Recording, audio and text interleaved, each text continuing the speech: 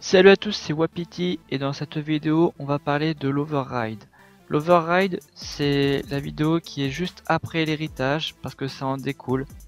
C'est pas compliqué, la vidéo ne sera pas très longue et j'ai arrangé le projet précédent qui portait sur l'héritage à la sauce pour que vous puissiez bien comprendre à quoi ça correspond que l'override.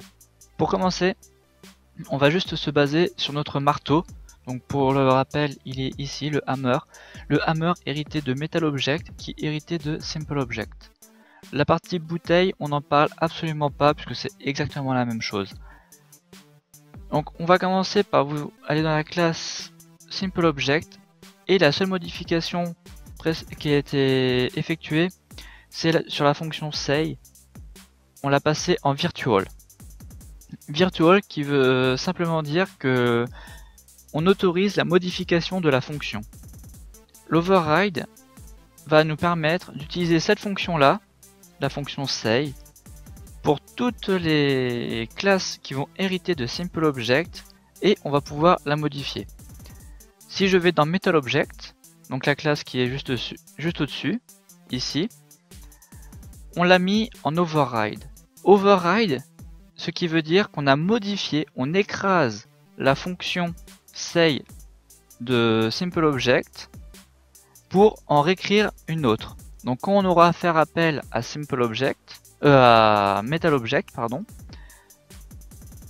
on fera appel à sa propre fonction say. Et la même chose pour le hammer. Ici, on voit qu'on l'a mis en override.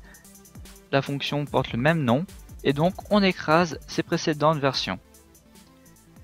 Je vais retourner dans la classe programme, la classe principale dans laquelle j'ai fait plusieurs déclarations.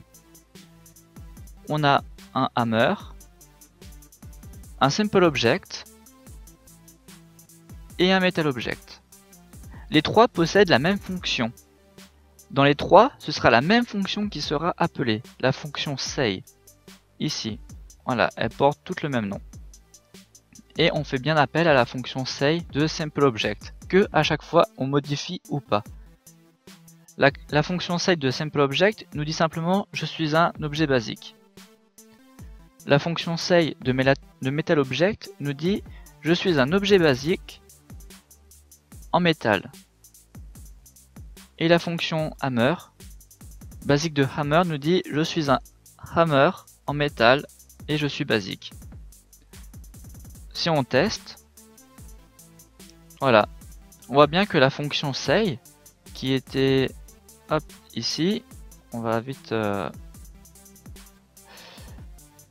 revoir.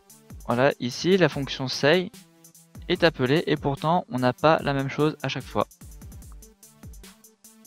C'est le but de l'override, c'est d'écraser les précédentes versions des sous-classes, donc Metal Object ou Simple Object, mais ici c'est Simple Object qui sera modifié parce qu'on l'a mis en virtual.